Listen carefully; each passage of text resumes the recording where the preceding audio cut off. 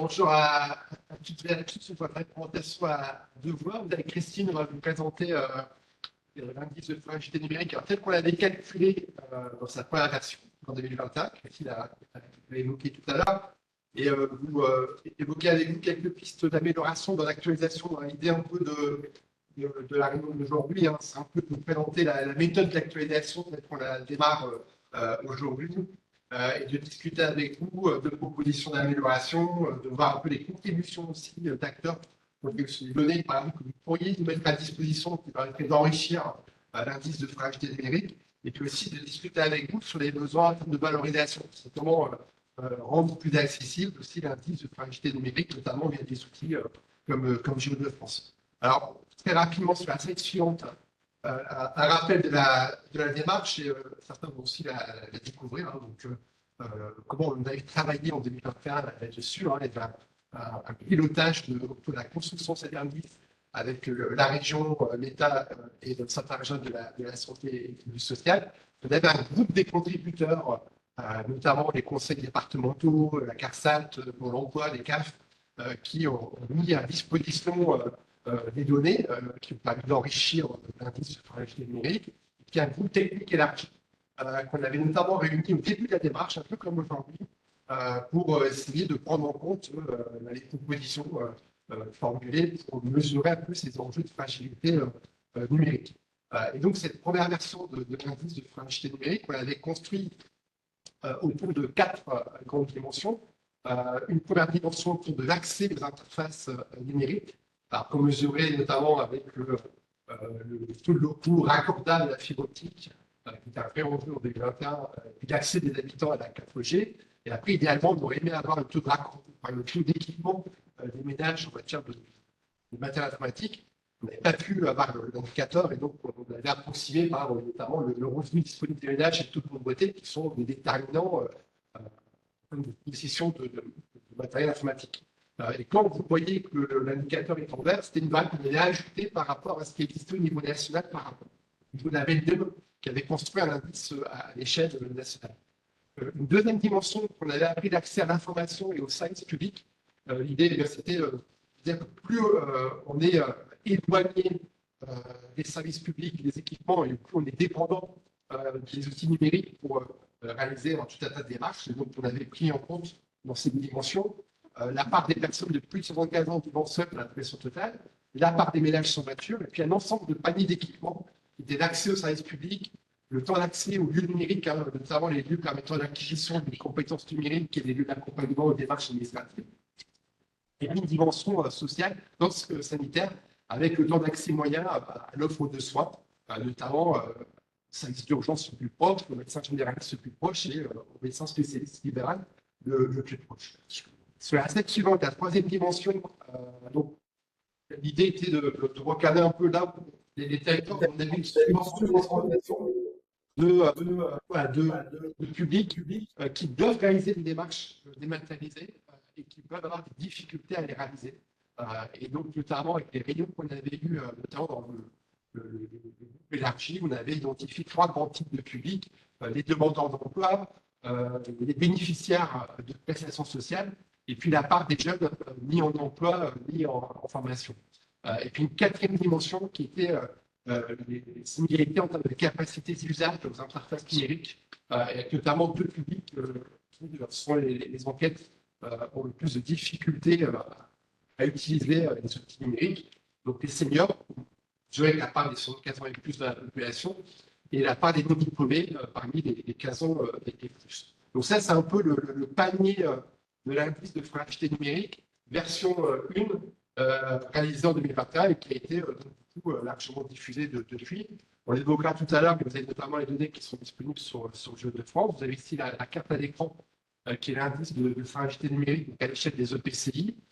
Plus le territoire est en bleu foncé, et plus la fragilité potentielle est importante sur le territoire, et plus la couleur est claire, et moins le territoire est théoriquement exposé aux enjeux de fragilité numérique. Et à l'usage, c'est un peu la slide suivante, on a de plus en plus utilisé finalement deux sous-indices. L'indice qu'on vous a présenté, il a été un peu décomposé en deux dimensions. une dimension qui reprenait toutes les variables liées au public exposé, les non-diplômés, la part des personnes âgées, le taux de pauvreté, le revenu.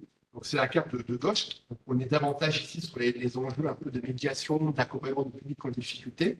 Et donc plus le territoire est en couleur foncée et plus il y a une surreprésentation de public exposé aux enjeux du numérique. Hein. Vous voyez notamment des territoires comme le bassin minier, le territoire du Centre-Blanc de Thiérache ou les agglomérations du littoral qui ressortent. Et à contrario, plus le territoire est en blanc, et plus sous-indice, on va dire, public exposé est faible comparé aux autres territoires de la région. Donc là, on est un peu sur des difficultés un peu structurelles des territoires en termes de surreprésentation de public exposé aux enjeux. Sur la carte de droite, on est là uniquement sur les variables d'aménagement. Alors à la fois l'aménagement numérique, donc à l'époque, c'était au PEVA qu'on avait retenu l'accès à la fibre optique, l'accès à la 4G et puis l'accès aux services numériques, aux services publics. Et donc là, plus bien le territoire est en couleur foncée, et plus bien l'indice de fragilité est élevé, et plus on est sur une couleur claire, moins il est élevé. Et ce qui est intéressant en termes d'usage, c'est que les deux cartes étaient assez différentes en termes de territoire à enjeu. On voyait notamment plus de territoires un peu de fragilité numérique, sur notamment l'arrière-pays du littoral sud, le sud de l'Aisne, qui ressortait sur cette dimension. Et notamment, ce qui était intéressant aussi, dans une première action de l'indice, qui montre des territoires comme le bassin minier, qui, on voit que les enjeux de fragilité numérique étaient surtout liés à une surreprésentation publique exposée, plutôt que des enjeux d'aménagement en termes d'accès à la fibre ou d'accès aux services. Donc, je réponds à la question directe. Là, c'était la version donc 2021. Et donc, on était sur des données concernant la public exposée à l'époque. On était sur un millésime 2017. On était lié souvent au recensement de la population. Et par contre, sur les questions d'aménagement, on était sur un temps un peu plus court qui était 2020 la plupart du temps. À chaque fois, on avait pris le millésime le plus récent dans le calcul de l'indice. Donc là, c'est un peu là où on en était sur la première version de l'indice de fragilité numérique. Et donc, on a commencé, donc, du coup, sur ces 2-3 dernières années, à essayer de capitaliser les usages. Christine, tu vas en dire un mot. On a pu mettre l'accent sur deux exemples d'usage opérationnel. En quoi cet indice a été utilisé dans les politiques publiques? Oui, alors les politiques publiques de la région, c'est-à-dire il y a d'autres exemples, hein, mais en fait, il y a deux politiques qui ont été utilisées. Nous avions expérimenté quelque chose qui n'existe plus aujourd'hui, qui s'appelle les passes numériques, et nous devions choisir, j'allais dire, des lycées dans les territoires avec le rectorat, pour cibler en fait des publics et des lycéens. Et donc, notamment, on avait utilisé cette cartographie pour partir des volontés des lycées, de l'indice de fragilité et ces croisements-là qui avaient déterminé la cartographie de l'expérimentation du pass numérique dans le lycée. Ça fait un exemple. Un deuxième exemple plus récent, certains partenaires de la région connaissent, hein, ce sont l'appel à projet qui a été fait dans le cadre d'un dispositif qui s'appelle Definov, qui s'appelle maintenant aussi Connaissance Haute-France. Et donc, c'est pour faciliter l'accès au numérique via le matériel, la connexion et l'usage, notamment les stagiaires de la formation professionnelle, donc de la DFP chez nous, et l'utilise dans le cadre de l'écriture de nos politiques publiques. Sur les éléments d'actualisation, alors on va être sur la mixte entre à la fois du teasing dans on va dire, la version actualisée, puis aussi on va dire, un appel à contribution. L'idée, c'est un peu, comme on avait fait pour la première version, d'avoir un peu ce temps d'échange avec vous pour un peu contribuer à l'actualisation de cet indice et puis pour l'améliorer. Et on verra un peu comment, avec Christine, et Cam, comment on a commencé un peu à réfléchir à cette actualisation. Donc sur la slide suivante, pour résumer, toute la partie, on va dire, publique exposée peut être sans surprise actualisée. Donc on a fait une première revue de la littérature de ce qui avait changé depuis 2021, et notamment l'enquête TIC, le ménage de l'INSEE qui avait été actualisé depuis. Et la dernière exploitation de l'enquête montre finalement que l'identification des publics exposés par rapport aux enjeux d'électronisme a peu changé. Alors, on ne parle pas d'électronisme, hein, c'est les personnes qui ne possèdent pas les compétences numériques de base, hein, en recherche d'infos en ligne, de communication en ligne, d'utilisation de logiciels Internet pour protéger sa vie privée ou la résolution de problèmes en ligne, ou qui tout simplement n'ont pas utilisé Internet. Et donc, dans cette enquête qui est ici, on regarde un peu quels sont les facteurs structurels qui amènent à être en situation d'électronisme. Et on retrouve notamment les publics cibles qu'on avait identifiés en 2021, hein, les 75 ans et plus, les non diplômés tout particulièrement, et puis facteur important en termes de niveau de vie. Donc là, sur la carte de droite, on a tout simplement donc, actualisé le sous-indice public exposé avec donc les mêmes variables que la version 2021, avec l'hypothèse justement que ce qui était des facteurs qui étaient déterminants en 2021 le sont toujours aujourd'hui quand on regarde les enquêtes qui sont menées au niveau national. Et donc, on regarde avec cette carte un peu quels sont les territoires où on a une surreprésentation de ces publics en difficulté. Donc, le seul petit changement, c'est qu'on n'a pas rempli la part des 75 ans et plus vivant seul, parce que la variable était vraiment très corrélée à la part des 75 ans et plus. Et donc là, vous retrouvez sur cette carte-là assez peu de changements finalement par rapport à la version de 2021. Donc avec notamment plus de l'aide sur une couleur foncée et plus bien on a une surreprésentation des publics en difficulté. On retrouve notamment une partie du nord de l'Aisne, une grosse partie du bassin minier, les agglomérations du littoral, peut-être Calais et Haute-Savoie qui ressortent peut-être davantage que dans la première version. Et puis concernant les territoires qui sont ces publics en difficulté moins représentés, on retrouve notamment beaucoup de territoires pédophiles autour des agglomérations de Lille, Arras et d'Amiens. Je réponds à la petite question que j'ai passée tout à l'heure sur le millésime. Donc là, on est systématiquement sur du 2021.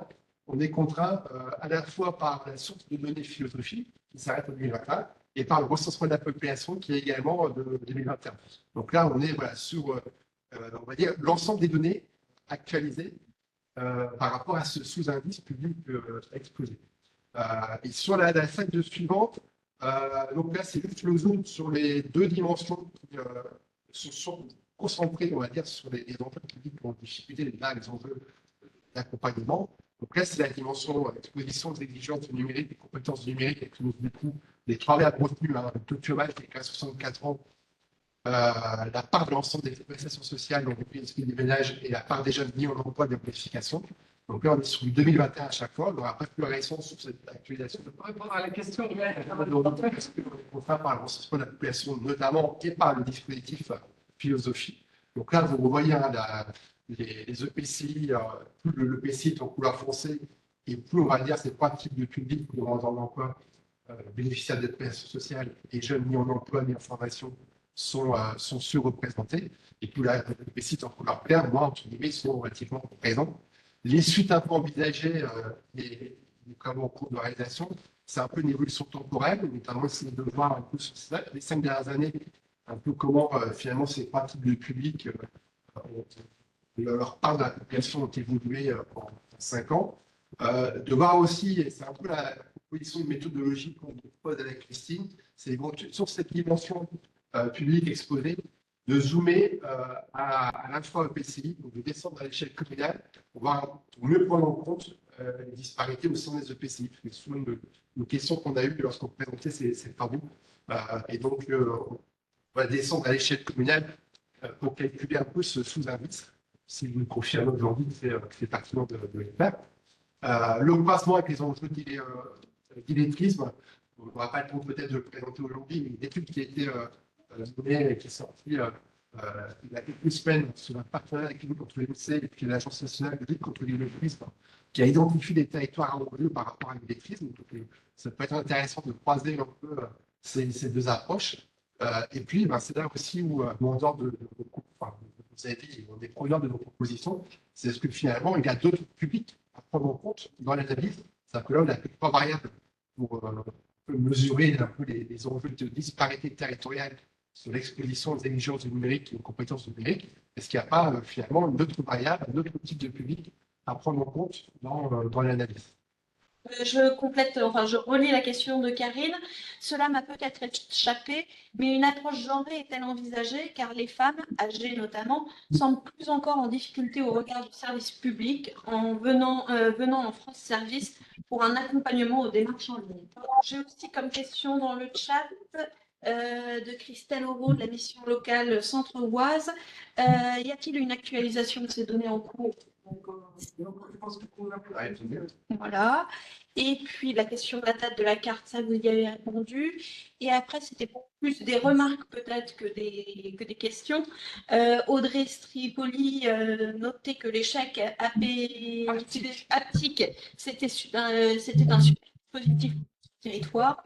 Et Stéphanie Bodino confirmait en disant: je crois que le pass numérique, ça a bien fonctionné. Je suis pas ce qui était laborieux pour des éloignés du numérique. Alors Jérôme Després disait: lier usage et réseau me semble manichéen. Une ligne ADSL, de mon point de vue, qui fonctionne, peut tout à fait répondre aux besoins de l'habitant. On avait aussi, pour approfondir on va dire, cette dimension publique exposée aux entreprises numériques, il y avait la question finalement comment on parle avec les enjeux de l'illettrisme, puisque quand on regarde un peu les dernières enquêtes qui sont sorties sur les enjeux d'illettrisme, on voit que la place de l'écrit constitue un facteur aujourd'hui qui est déterminant dans les pratiques différenciées des technologies numériques. Donc là, voilà, il y a un travail supplémentaire à faire de croisement, puisque l'INSEE a sorti il y a maintenant quelques mois sur l'exposition des territoires en termes d'exposition aux enjeux d'illettrisme. Donc, c'est notamment voilà, trois types de variables, hein, le fait d'être âgé, le fait d'être non diplômé et le fait de ne pas avoir débuté sa scolarité en France. Et quand vous croisez un peu ces trois dimensions-là, vous avez des risques qui sont plus importants en matière d'illettrisme. C'est l'étude qu'on a travaillée effectivement avec l'INSEE, vous retrouvez toute cette étude sur les facteurs de risque dans les territoires sur le site du C2 de l'INSEE et du C2RP, avec qui on a travaillé sur ce sujet, avec le rectorat, avec les services de l'adresse. Et nous avions effectivement souhaité zoomer sur ces facteurs de risque sans stigmatisation des territoires. On a en effet masse. On a la métropole de Lille avec 255 000 personnes en situation de difficulté vis-à-vis de l'écrit et avec une différenciation de l'illettrisme différemment avec des typologies publiques dans le VIE différentes de l'honneur de l'attirage. Donc c'était aussi effectivement cette étude d'illettrisme qu'on a menée avec l'Agence nationale de lutte contre l'illettrisme. Et C2RP nous a amené effectivement à peut-être mieux prioriser et zoomer sur là où il faut frapper fort pour pouvoir être efficace. C'est toujours le même système. Et sur la slide suivante, donc, du coup, c'est la dimension, la quatrième dimension d'indice qui donc, correspond toujours aux enjeux de public exposé et avec l'électronisme. Là, c'est finalement le croisement entre les deux variables qui représentent les personnes qui ont plus de difficultés à utiliser l'interface numérique. Et donc, c'est le débat qu'on avait utilisé à l'époque, hein, en 2021, la part des 75 ans et plus de la population et la part diplômée parmi les 15 ans et plus. Plus vous êtes sur une couleur en mot français, et plus il y a une sous-augmentation sur les deux catégories de population sur les territoires. Donc, on voit clairement les enjeux sur le sud du littoral élargi, sur notamment aussi le nord de l'Aisne et sur Péronne. Donc là, les pistes un peu d'amélioration, c'est aussi de zoomer à l'échelle infra PCI, de voir aussi les évolutions temporelles, et puis aussi peut-être de mieux citer les seniors, parce qu'on avait fait le choix dès le départ en 2021 de s'intéresser aux plus de 75 ans et plus, et les études récentes nous font plus dans ce choix-là, puisqu'on voit que dans les travaux récents, qu'il y a un vrai effet générationnel chez les seniors, en gros entre 65 ans et 75 ans, on utilise de plus en plus les outils numériques. Et c'est vraiment à partir de 75 ans qu'on a le plus de difficultés à observer. Et donc, finalement, comment on peut encore mieux identifier un peu ces facteurs, on va dire, à l'intérieur de la classe des seniors. Et puis, c'est vrai qu'à l'avenir, finalement, l'âge sera un facteur d'éloignement de moins en moins marqué, peut-être, sous l'effet du remplacement progressif des générations découvert les outils numériques tardivement. En tout cas, sur cette dimension des capacités d'usage, il y a quelque chose qu'on essaierait, qu'on souhaiterait approfondir autour de comment on distingue en fait la classe senior sur ces enjeux-là. Il y a une remarque de Karine Vénère qui arrivait qui disait que les enrichissements facteurs de risque sont très intéressants. Et j'ai aussi une remarque de Sabine Corsi qui dit pour les villes de l'Aisne, puisqu'on va mentionner le nord de l'Aisne, pour les villes de l'Aisne, il semble que l'indice apparaît très dégradé dans les villes avec QPV. Ça peut être intéressant, en fait, justement, par rapport à la cartographie du SILAB, c'est qu'on arrive à croiser donc, ces cartographies avec l'offre proposée, en fait, au niveau des territoires. Et d'avoir, justement, ces découpages. Donc, tu parlais des zones rurales, on parlait des QPV, on parle aussi de tous ces découpages. Là, on a parlé du bassin minier. Donc, ça permet aussi d'avoir des informations tout de suite et une visibilité, en fait, très rapide sur les caractéristiques, hein, que ce soit en termes de fragilité ou en termes de compétences, hein, parce qu'on a aussi une carte qui montre des compétences, hein, au niveau du numérique, et la répartition des fonds services, la répartition aussi des acteurs qui sont pas tous connus. Justement, je tenais aussi à le redire, hein, mais cette cartographie, elle a vocation à repérer les acteurs, mais ils ne sont pas encore tous sur la cartographie. Donc, il y en a encore, en fait, beaucoup sur les territoires. C'est pas parce qu'il n'y a rien qu'il ne se passe rien. Donc là, vous avez vu que sur toute la partie publique exposée, on a pris tout souci d'actualisation et on avait pas mal de pistes d'amélioration. Sur la partie aménagement, les choses sont un peu différentes, non pas par manque de données, mais parce que les enjeux ont évolué depuis 2021. Ici, c'est une petite carte, hein, qui montre l'évolution du taux de couverture de la fibre optique par OPCI depuis 2018 jusqu'à aujourd'hui. Donc, on voit une nette accélération de la couverture en fibre optique entre 2018 et 2024. Et très bonne aussi de couverture concernant la région des Hauts-de-France. Et sur la slide suivante, on voit notamment concernant la région de France que plus de 95% du territoire régional est aujourd'hui couvert par la fibre optique. Et donc, du coup, prendre l'indicateur du taux de locaux raccordables à la fibre optique aujourd'hui pour distinguer les enjeux territoriaux en matière d'aménagement numérique, ce serait plus forcément pertinent aujourd'hui en termes d'analyse.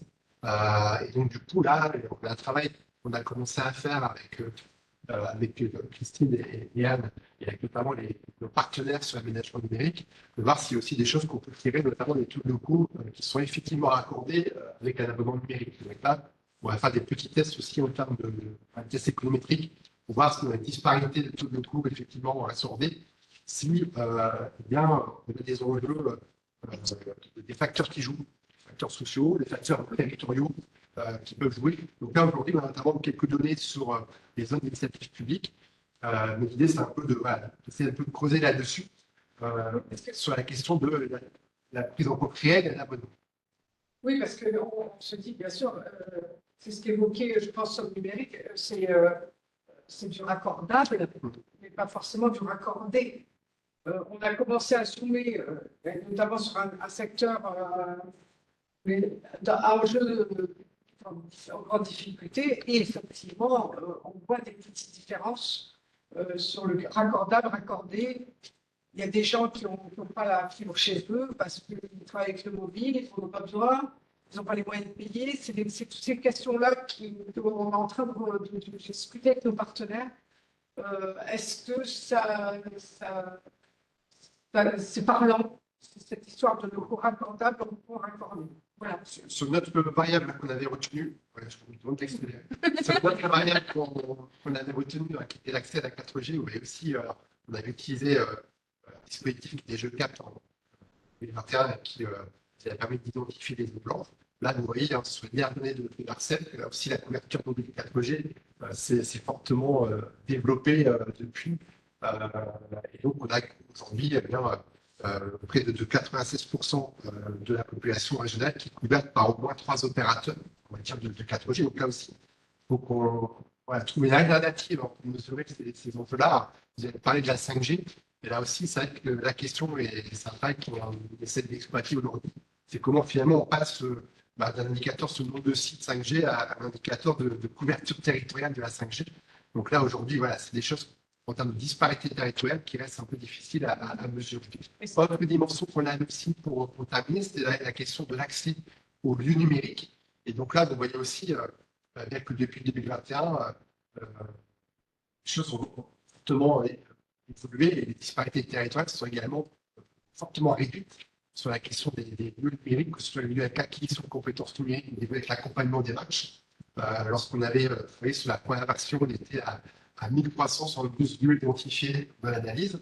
Aujourd'hui, on est à 2380, le recensement qui est fait par le recenseur c'est Peter de l'adresse. Et donc, l'idée aujourd'hui, c'est un peu voilà, comment on essaye de prendre en compte peut-être plus d'éléments qualitatifs dans ces questions d'accès aux lieux numériques. Et sur la slide suivante, vous allez dire un peu, voilà, comment on essaye un peu de travailler sur ces questions-là du coup. On appuie un peu la question des inégalités en termes d'accès aux services publics. Et donc là, c'est un peu un travail qu'on avait développé dans le cadre de la loi des orientations sur les mobilités, dans le cadre de la LOM, où donc on avait calculé donc un temps d'accès. Donc là, voilà, on a un tableau qui recensait le nombre de lignes numériques. Et donc là, voilà, c'est un peu aussi le teasing sur l'outil Géo-de-France qui a été évoqué tout à l'heure, avec l'outil CEAP, avec le recensement des lieux numériques qui sont disponibles. Vous voyez un peu sur cette capture d'écran de Géo-de-France que les disparités se sont fortement réduites en termes de temps d'accès aux lieux numériques. Slide suivante, c'est un peu voilà, la dernière dimension de la partie aménagement territorial. Donc là, c'est l'accès aux services publics. On a un tout petit peu fait évoluer depuis 2021 la définition de panier de services publics. On a repris ce qui a été fait notamment dans le cadre de la loi d'orientation des mobilités, avec un panier de services publics qui comprend 5 grands équipements. On va dire une dimension police, gendarmerie, direction régionale départementale des finances publiques, réseau de proximité pour l'emploi, maison de justice et du droit de justice, puis bureau de poste. Donc on calcule un temps d'accès moyen à ces 5 équipements. Et on fait la moyenne avec un temps d'accès aux maisons France Service. Vous savez, donc, je considère qu'elles sont importantes en matière d'offres de proximité, mais elles ne peuvent pas remplacer en tant que telles les différents équipements qu'on a illustrés. Donc, on calcule un peu, une moyenne pondérée, on va dire, de ces deux sous-indices, les 5 équipements de service public et puis le temps d'accès à la maison de service public les plus proches. Et vous voyez un peu là, les disparités territoriales, où plus la couleur est chaude et plus les temps d'accès les lois sont élevés à ce panier d'équipements. Et l'idée un peu dans l'actualisation de cet indice de fragilité numérique, c'est autant on conserverait un indice composite sur la partie publique exposée, que sur la partie aménagement, on aurait peut-être ce fond de carte utilisé en appel de couleur sur l'accès aux services publics, et on identifierait des territoires qui restent à enjeu en matière d'aménagement numérique, en analysant les données sur les lieux numériques, en analysant aussi peut-être aussi les territoires en termes de taux de locaux accordés à la fibre optique. C'est plus un territoire, on a peut-être davantage d'enjeux qualitatifs, d'identification de territoires à enjeu sur, on va dire, cette cartographie d'accès aux services publics. Donc voilà un peu là où on en est dans l'actualisation, les pistes un peu de travail, vous avez vu qu'on a quand même quelques-unes. Et puis, on a vu dans l'échange que vous avez dit aussi quelques idées, quelques propositions qu'on va essayer de prendre en compte dans ce travail. Alors, en termes de remarques, qui n'appelleront peut-être pas forcément une réponse immédiate parce qu'il nous faut suivre notre timing. Monsieur Duquesne disait par rapport à la proposition de Karine de travailler sur des publics spécifiques, notamment sur la question des femmes âgées, il faut être vigilant, me semble-t-il. Outre leur plus grande représentation sur le grand âge, ce seront peut-être elles qui vont faire les démarches pour la famille, le couple, elles seront donc plus représentées. Et puis Jérôme Després disait, peu importe le réseau, c'est l'usage, le besoin, l'attente de l'usager qui prime. 100 mégaoctets pour aller 2 fois sur des sites publics, point d'interrogation. Donc comment pouvons-nous l'accompagner pour devenir autonome? Et puis enfin, Karine Vermeer disait, je propose d'avoir systématiquement une lecture genrée des politiques publiques, quel que soit l'âge. Et enfin, dernière remarque de Jérôme Després sur cette carte d'enjeu d'aménagement, il faudrait coupler cette dernière avec le taux moyen de transport des personnes. Ça, c'était fait, ouais, c'est pour la dimension publique. Voilà. En revanche, ce qui n'a pas été pris en compte, c'est effectivement les transports publics. Et on n'a pas forcément toujours les éléments, mais c'est une question qu'on a encore, on n'a pas abordé la question de la mobilité, mais la présence de transports publics qui permettent, entre la voiture et qui permettent, je termine sur la connexion, effectivement, c'est pas une question encore de connexion, mais c'est une question de connexion dite solidaire. On travaille avec Orange sur cette question de connexion solidaire avec un prix, 15 € la fibre, etc. Ce que nous, on voulait savoir s'il y avait des difficultés de connexion suite à une problématique des publics, notamment le pouvoir d'achat. Et ça, c'est quelque chose qu'il faut comprendre bien aussi. Très bien. En tout cas, merci beaucoup pour vos contributions. Oui. Elles ne sont pas finies, vous pouvez tout à fait nous contacter. Hein. Nous, on est demandeurs de contributions aussi. Ça a été dit tout à l'heure, mais nous sommes demandeurs bien sûr, de variables, de choix de variables, mais toute forme d'enquête quantitative, qualitative, que vous pourrez transmettre serait complètement intéressant. On va parler du Géo de France, la création d'un espace inclusion numérique et lutte contre le mécanisme dont j'ai eu d'accord de toute façon la semaine dernière. Et donc, on reparlera de tout ça, mais moi, je suis demandeuse de toute forme de données. Je vous propose qu'on passe à la partie sur Géo de France, sur l'alimentation des données dans Géo de France. Grégory. Ce qu'on a évoqué à plusieurs reprises depuis 14 heures, pour retrouver dans le diaporama différents liens vers la Géo de France, peut-être juste insister sur deux liens qu'on n'a pas forcément encore évoqués. Le premier, donc, qui vous permet d'accéder aux données de l'indice tel qu'il existe aujourd'hui, l'indice de fragilité numérique, avec on va dire, donc, ce qui a été réalisé donc, en 2021. Et donc, vous avez notamment les données qui sont téléchargeables. Via le protocole WMS, vous pouvez diffuser les cartes mises en forme. Et le protocole WMS qui permet la diffusion des données géographiques brutes. Donc, il y a différents formats qui sont téléchargeables de la carte aux données brutes. Et quand vous avez la carte, hein, alors, sur la version actuelle de l'indice de fragilité numérique, et quand vous mettez le curseur de votre souris sur un EPCI, et là, vous allez avoir sur le côté toute une série d'indicateurs. Là, tel qu'on l'a fait aujourd'hui, eh bien, vous avez vu tout à l'heure qu'il y a 4 dimensions dans l'indice. On a mis les valeurs pour chaque dimension de l'indice de fragilité numérique, qui nous permet de voir un peu dans le positionnement de l'indice, qu'est-ce qui explique.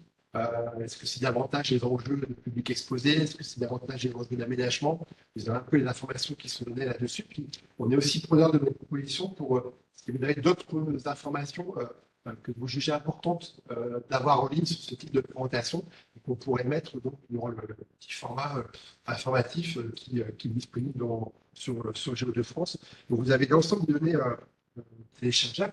Vous avez y compris un deuxième lien dans le diaporama qui est le lieu, qui est le recensement des lieux de médiation numérique. Je passe rapidement là-dessus parce que Anne l'a évoqué tout à l'heure avec l'outil présenté. Donc là, vous avez sur l'accès aux lieux de médiation numérique toute une série d'informations sur le statut, la nature de lieu numérique, sur l'ouverture, le type d'équipement, les conditions d'accès, les horaires, les publics. Donc là aussi, finalement, ces deux liens de données, l'indice territorial de fragilité numérique et le lieu de médiation numérique, vous les trouverez notamment sur le groupe qui nous réunit aujourd'hui, qui est le groupe Géo de France santé sociale. Et voilà, donc c'est l'outil les données que Anne nous a présenté tout à l'heure, mais en format ici, donc Géo de France, donc vous retrouvez l'ensemble des lieux numériques qui sont recensés, et puis toute une série d'informations qualitatives sur ces lieux numériques. Et donc ces deux liens vers les données, eh bien, seront communiqués sur le groupe de France Santé Sociale, sur lequel vous pouvez vous inscrire après. Vous êtes inscrit si vous n'avez pas encore fait sur le Géo de France, et qui est notre groupe de travail. Donc là aussi, l'idée, c'est un peu, comme on disait tout à l'heure, de prendre en compte vos propositions. Et vous verrez, il y a notamment, on mettra en ligne un petit document à partager, ou si vous avez des propositions d'amélioration d'indicateurs, vous pourrez le faire sur ce document qui est en ligne, après avoir devenu membre du groupe santé sociale. Puis vous allez aussi avoir un petit fichier Excel où, si vous avez des données que vous estimez pertinentes pour compléter l'indice, vous pourrez mettre votre jeu de données dans le fichier Excel en partage sur le groupe Géo de France santé sociale. Donc n'hésitez pas à nous poser des questions. Il y a aussi Cédric Cancer qui est en ligne et qui est la personne à la réseau qui connaît beaucoup mieux que moi le dispositif Géo de France et qui pourra aussi répondre à vos questions plus techniques. Grégory a dit l'essentiel, effectivement. Dans Géo de France, voilà, si vous ne connaissez pas, il y a différents outils, dont le Data Hub, avec quel catalogue consolidé des données où vous retrouvez là l'ensemble des données qui ont été décrites par Grégory, l'indice de fragilité. Il y a la carte, mais il y a aussi le tableau et la capacité de faire des data viz dynamiquement sur le site. et vous pouvez croiser les cartes entre elles. C'est-à-dire que là, hop, j'étais en train de modifier, mais on avait par exemple, là j'ai mis les lieux avec croisés avec les indices de fragilité. Et c'est vrai que bon, voilà, ça vous donne déjà la possibilité d'aller zoomer sur tel et tel secteur et d'interroger voilà, de manière dynamique si jamais vous en avez besoin. Et donc, il y a maintenant dans la plateforme une logique d'espace projet qui vous donne finalement un espace sécurisé avec une gestion des droits sur lesquels on peut gérer des droits sur les données et des droits sur les documents. Et donc, il y a un espace santé sociale qui a été créé. Vous avez dans le menu en haut la partie accueil avec finalement un fil d'actualité qui fonctionne un peu comme un fil LinkedIn ou un peu comme un fil d'un groupe privé Facebook finalement qui va vous permettre de partager de l'actualité. Vous avez un agenda dans lequel on va voir, je vais couper ma visio pour ménager la bande passante parce que le partage d'écran plus la visio, ça, même en ayant la fibre, c'est voilà, avec le VPN, ça peut ralentir. Donc vous voyez la réunion d'aujourd'hui. Et puis effectivement, ce que disait Grégory, un espace documentaire dans lequel vous allez pouvoir faire de l'édition collaborative de documents.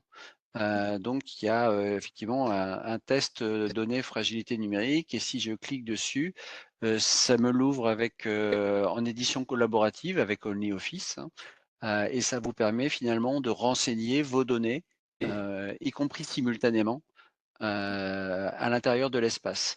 Et après, voilà, nous, toute une phase d'amélioration progressivement. Ce qu'on pourra imaginer dans les prochaines semaines, dans les prochains mois, ce sera d'aller piocher éventuellement des données dans un tableau comme ça pour pouvoir alimenter ou une cartographie dynamique ou une data vise, quoi. Voilà, donc là on se retrouve dans OnlyOffice, donc ça fonctionne exactement comme Excel et si on veut effectivement ajouter là des valeurs pour voilà, vous choisissez hop, votre indicateur et vous allez pouvoir finalement renseigner vos données le cas échéant. Voilà, y compris simultanément, parce que là, voilà, je vois que là, je suis seul connecté sur le document, mais vous pouvez vous connecter à plusieurs, éventuellement même pendant une visio, une réunion de travail, compléter cette partie. Donc là, sur une partie tableur, mais vous avez aussi une partie bureautique et donc la capacité de éventuellement pendant une réunion faire un compte rendu collaboratif de la réunion où chacun va mettre finalement pendant la réunion ses remarques et à la fin de la réunion vous avez comme ça votre compte rendu qui a été rédigé collectivement pendant la réunion.